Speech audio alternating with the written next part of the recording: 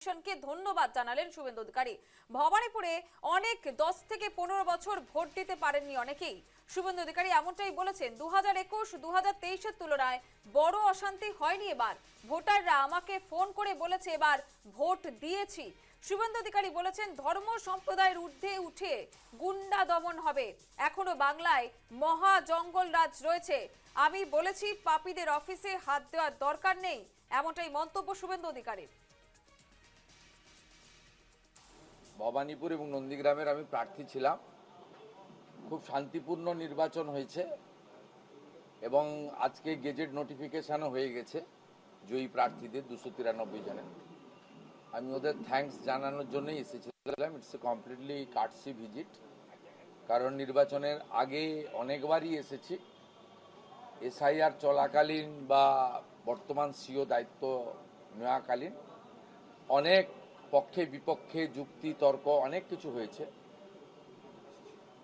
Finally গণতন্ত্রের যে মহোৎসব, অর্থাৎ বিশ্বের সর্ববৃহৎ গণতান্ত্রিক দেশ ভারতবর্ষের যে নির্বাচন, পশ্চিমবঙ্গে যেটা ইনাদের তত্ত্বাবধানে কেন্দ্রীয় সুরক্ষা বাহিনী, রাজ্য পুলিশ, কলকাতা পুলিশ, নির্বাচন কর্মী সবাই মিলে করতে পেরেছে, তার জন্যই ধন্যবাদ জ্ঞাপন আমি ওনাকে করেছি।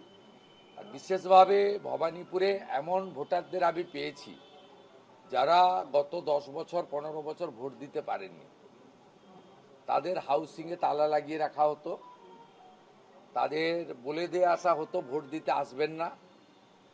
তারা এবারে অনেকে ভোট দিয়েছেন। 45টা বড় হাউসিং ছিল, 20টাতে ইনসাইড হাউসিং পোলিং বুথ এবারেই প্রথম হয়েছে, যদিও আইনে এটা ছিল আগে থেকে।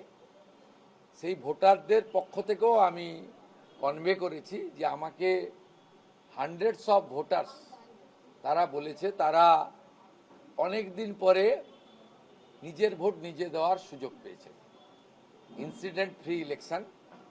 से जন্য I convey my gratitude. DGP मुझे बताया 50-60 कंप्लेन आया, वो छोटा छोटा कंप्लेन। आपको पता नहीं, आप तो 21 का चुनाव भी किया, नंदीग्राम में आपका साथ मुलाकात हुआ था। 355 शेल्टर हाउस देश के अंदर, राज्य के अंदर सेफ जोन बनाना पड़ा। आप मेरा साथ टीएमसी का ऑफिस में चलिए, पूरा प्रदेश में एक ऑफिस में घर बार छोड़कर कोई है।